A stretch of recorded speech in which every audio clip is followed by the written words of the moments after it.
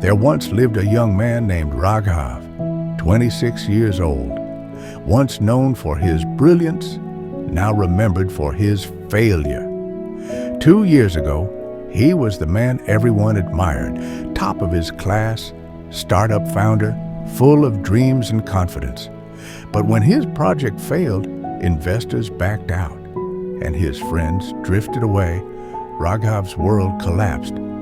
Days blurred into nights. He stopped answering calls. His once lively desk was covered in dust, the walls echoing the sound of what could have been. One evening, while wandering aimlessly through the city streets, Raghav found himself standing in front of an old, broken workshop. Through the cracked windows, he saw an elderly man fixing old clocks. The man's hands were slow but steady. Every tick he restored brought back a spark of life to something that had stopped long ago.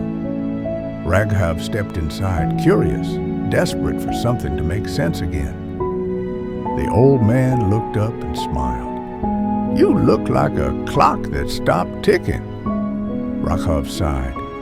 "Maybe some things are meant to stop." The old man chuckled softly, placing a clock on the counter. "This one stopped 15 years ago. It wasn't broken. It was just waiting for someone patient enough to fix it." He handed the clock to Raghav. "The fall doesn't mean it's over. It means you're being reset, to rise stronger, to tick truer." Those words lingered like fire in Raghav's chest.